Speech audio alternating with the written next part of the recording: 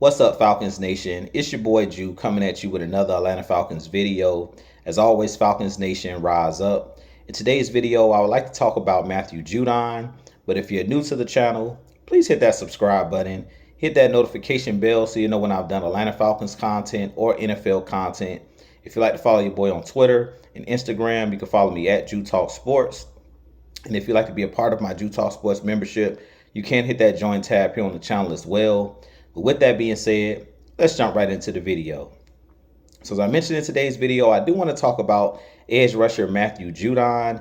And could Matthew Judon return to our Atlanta Falcons this upcoming season?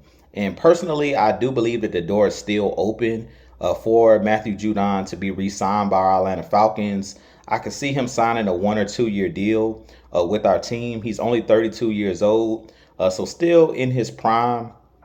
Still a guy that I think has a lot left in the tank.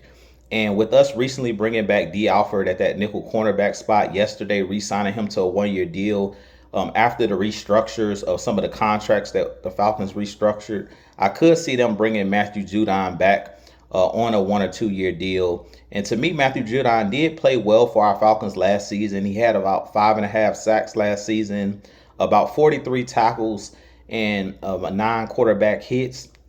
And to me, he's still one of those guys that I think as a veteran would be really good for this Atlanta Falcons team. And you guys know in the trenches, I always talk about strength in numbers, that you need to have multiple guys that can rush the passer. We've seen when we signed Leonard Floyd this offseason, he talked about having a basketball team. So having guys who can rotate in and out on that defensive line, similar to what he did with the LA Rams when they had Aaron Donald, when they had guys like Von Miller on that defensive line when he played under Raheem Morris in LA. I definitely feel like that would be the smart thing to do.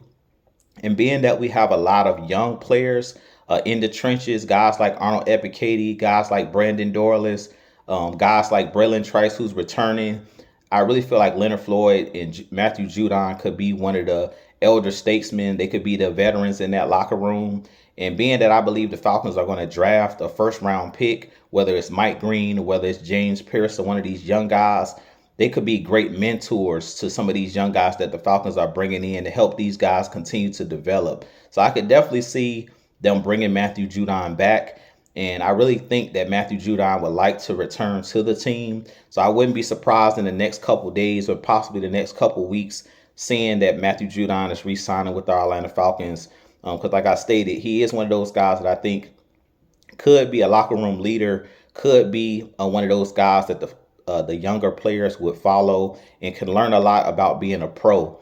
We know when guys come into the league as rookies and things of that nature, they have to adjust to the speed of the game, but they also have to learn how to be a pro on and off the field as far as studying film, as far as, you know, taking care of their bodies. And having two veteran guys in Leonard Floyd, Matthew Judon would, you know, be great for these younger guys that we're bringing in, and these younger guys that we have that's currently trying to develop. So with that being said, you guys give me your thoughts on Matthew Judon.